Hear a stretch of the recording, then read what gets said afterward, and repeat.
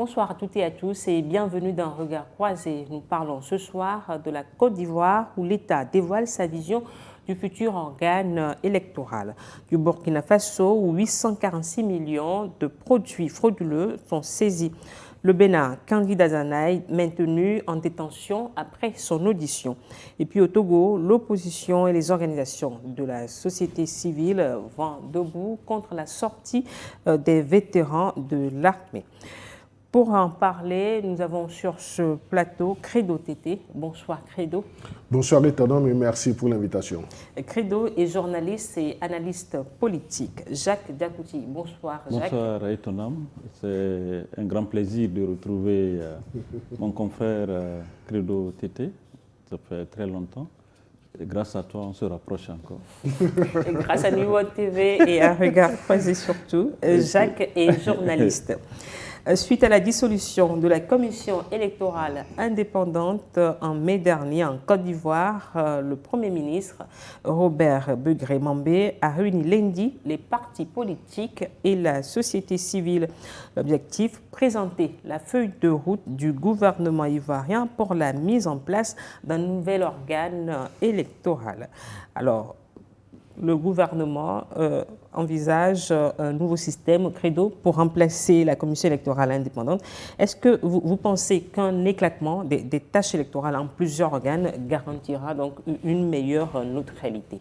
Non, je crois que le gouvernement de la Côte d'Ivoire est dans une démarche de ratisser large. Ratisser large parce que par l'histoire avec la commission électorale indépendante qui a été dissoute le 6 mai, dernier, ça ne s'est pas bien passé avec les composantes politiques de la Côte d'Ivoire. Donc ça a été décrié parce que beaucoup de reproches ont été formulés à l'encontre de la commission électorale indépendante. Et aujourd'hui, le gouvernement du président Alassane Ouattara s'inscrit dans une logique de rassurer toutes les parties prenantes au processus électoral. Donc c'est l'objectif même de cette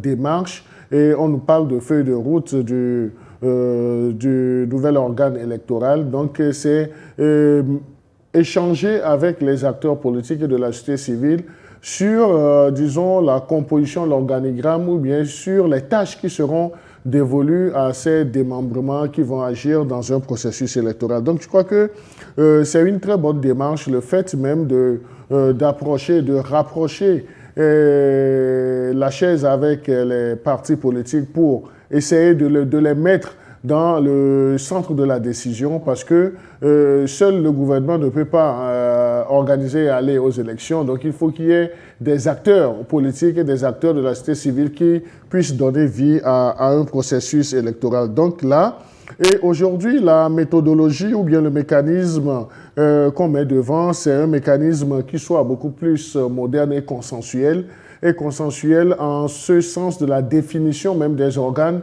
qui vont désormais intervenir dans un processus électoral en Côte d'Ivoire. Donc c'est pourquoi dans le développement, bien dans la présentation du Premier ministre ivoirien, il a parlé de 3 piliers fondamentaux. Et ces 3 piliers fondamentaux, donc il y a la rigueur même de l'organisation matérielle des élections, il y a la garantie sur le plan de l'équité et également cette assurance même de la vérité des urnes pour ne pas parler du comptage des voix. Donc voilà les 3 organes qui vont composer la future commission électorale qui va agir pour le compte des élections à venir. Et pourquoi est-ce que le gouvernement ivoirien fait cela? Donc le gouvernement ivoirien voudrait que l'organe électoral affiche une neutralité absolue. Jacques. Vous savez que depuis le temps de Gbagbo et le retour de Alassane Ouattara au pouvoir, vous savez que la commission électorale indépendante en Côte d'Ivoire était toujours, avait créé toujours des problèmes au sein effectivement de la classe politique ivoirienne. Et vous vous rappelez l'élection de Gbagbo où entre-temps il y a eu un membre du PDCI qui était allé présenter les résultats, autre que le président de la CENI. On a vécu ça aussi également au Togo, ici vous vous rappelez. Donc, c'est pour vous dire que c'était vraiment une crise ouverte au niveau de cette commission électorale en Côte d'Ivoire. Et depuis un certain temps, ça créait vraiment des tensions entre les partis politiques. Aujourd'hui, vouloir reformer effectivement cette commission électorale est une très bonne chose. Et ce qui est intéressant, vous avez écouté un peu la déclaration des partis politiques qui sont quand même d'accord pour la reformulation effectivement de cette commission électorale. Ce qui veut dire que une chose est de pouvoir reformer, installer une autre commission nationale électorale indépendante, mais une autre chose est de pouvoir choisir les gens.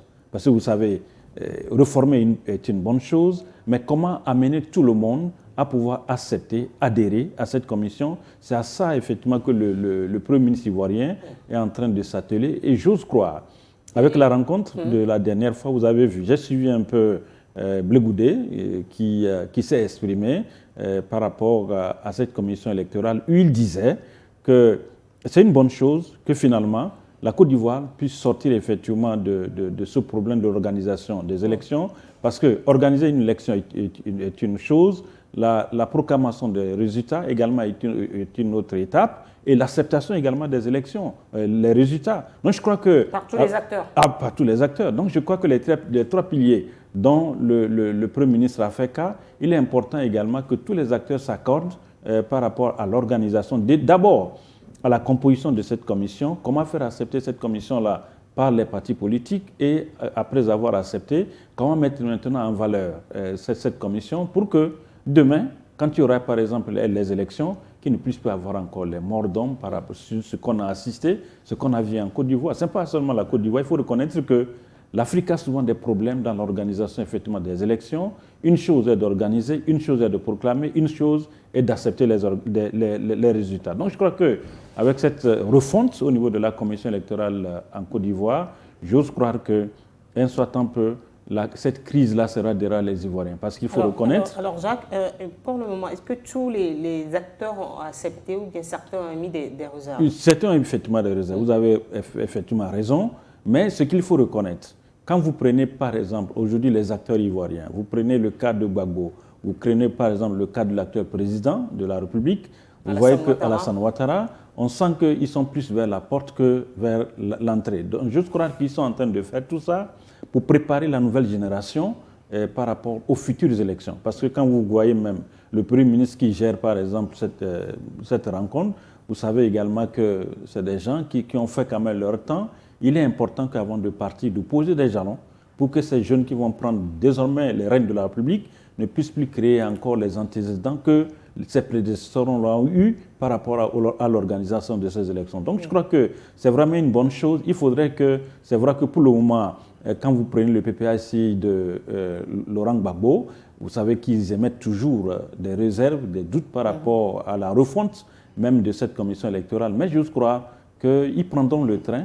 Quand cette commission-là va se mettre effectivement au travail, je crois que le PPCI de Gbagbo pourra faire partie également de cette commission. Alors Jacques, est-ce qu'il faut confier le rôle technique spécifique, par exemple la gestion des listes électorales, la question des nationalités à l'administration, comme le ministère de la Justice, plutôt qu'à un organe centralisé? Bon, vous savez, l'organe centralisé, c'est quoi? C'est-à-dire que au fait, c'est une commission électorale bis, quoi. Oui, mais vous savez que quand c'est un creuset comme ça, il faut reconnaître que tous les acteurs seront représentés. Et quand les acteurs sont représentés, que chacun a son œil dans l'organisation de ce genre de choses, les problèmes ne s'y posent pas. Prenez par exemple la commission au Ghana. Vous savez que c'est une commission purement technique. C'est-à-dire que quand on proclame les résultats, il n'y a pas de contestation. Parce qu'eux, ils ne sont pas là pour la politique, mais ils sont là pour le rôle technique. Les élections qui sont organisées, on proclame les résultats et les gens sont d'accord. Donc j'espère que c'est vers ce creuset-là également que les Ivoiriens sont en train de s'atteler pour pouvoir effectivement avoir une commission électorale indépendante. Lorsque cette commission centralise par les résultats, les résultats qui seront communiqués, et après, c'est une contestation, que cela se fasse d'une façon civilisée. Donc je crois que c'est à ça qu'il faut s'atteler au niveau de la Côte d'Ivoire par rapport à cette refonte. Alors Crido, qu'est-ce qui fait l'indépendance d'une commission électorale? L'indépendance d'une commission électorale, c'est se départir de toute influence politique. Ça, c'est très important, même si c'est le gouvernement qui coordonne l'action des élections dans un pays. Donc il faut que l'organe en charge de la conduite du processus électoral puisse être non seulement représentatif, mais un organe qui inspire confiance. Et inspirer confiance, c'est pas inspirer confiance, c'est à tous les acteurs qui s'inscriront dans ce processus électoral. Vous verrez que dans le cas de la Côte d'Ivoire aujourd'hui, avec cette consultation qui a débuté, c'est qu'avec la malheureuse expérience de la commission de la CEI, de la commission électorale indépendante qui a été dissoute le 6 mai dernier. Donc, en Côte d'Ivoire aujourd'hui, on ne voudrait plus d'un nouvel organe qui soit monolithique, donc c'est-à-dire compact ou homogène. Donc, il va falloir que des démembrements puissent jouer parfaitement leur rôle pour rassurer toutes les parties prenantes. Pourquoi est-ce qu'on nous parle aujourd'hui d'une probable installation d'un organe qui soit technique? Parce que le premier aspect, c'est un organe technique qui soit dédié à l'organisation matérielle des scrutins. On dit organisation matérielle des scrutins, c'est assez profond. Maintenant, il y a un autre organe qui se chargera de la supervision afin de garantir l'équité du processus électoral. Ça aussi, c'est très important. Et dans le contexte ivoirien, donc, par le passé, certains processus électoraux ont souffert de manque d'équité. Et aujourd'hui, le troisième organe... Alors, quand vous parlez du manque d'équité, est-ce que ce dysfonctionnement était lié à la loi ou au comportement des acteurs politiques? Non, je crois que la loi, les acteurs politiques ou bien ceux qui composaient, disons, cette commission électorale devraient se reposer, faire reposer toutes les actions sur l'application des textes de loi. Mais dans le cas d'espèces de certains pays, donc il y a des gens qui ont toujours cette tendance d'être plus royalistes que le roi et des gens qui, dans un organe, dans un organe de gestion des élections, n'ont pas cette capacité de transcender leur appartenance politique pour se reconnaître dans un rôle de technicien des élections. Donc c'est pourquoi le troisième aspect, ou bien le troisième pilier dans les discussions sera un organe qui va se charger uniquement du recensement des votes. Donc là, et je crois que ce n'est pas la première fois. Si nous revisitons avant le coup d'État du colonel, du général aujourd'hui, Assimi Goïta au Mali, donc au Mali avant, il y avait la commission électorale nationale, la Sénat, mais il y avait également autonome. Oui, autonome, mais il y avait également la délégation générale aux élections.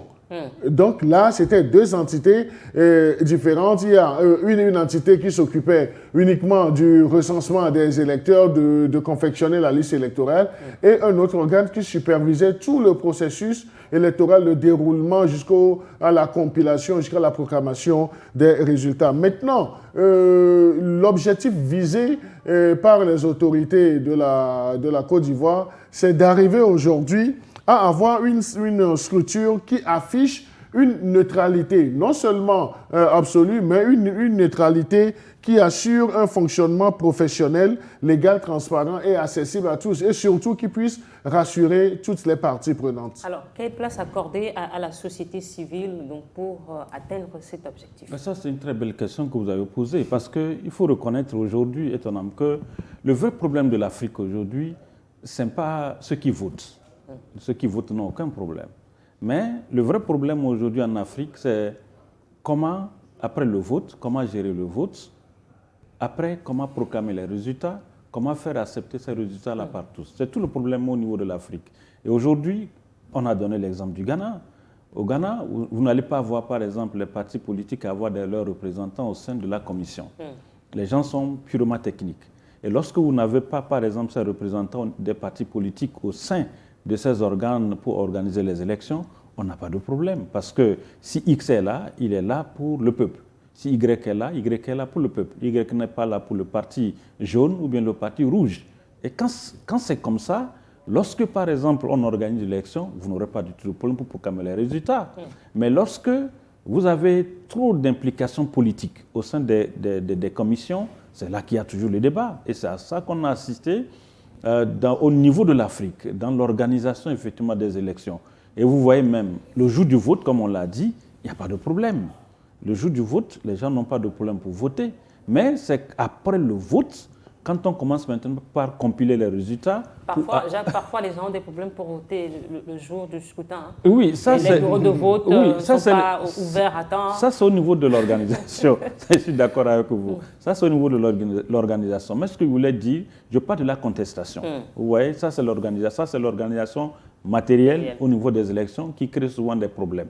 Mais le vrai problème en Afrique, comme je l'ai dit, après le vote, la compilation, après la compilation, la proclamation des résultats, après la proclamation des résultats, les contestations qui s'en suivent également, après ces résultats, c'est ça qui crée problème. Donc je crois qu'avec ce qui se passe aujourd'hui en Côte d'Ivoire, il faudrait que la Côte d'Ivoire, effectivement, s'inspire de ce qui se passe au niveau de son voisin ghanéen.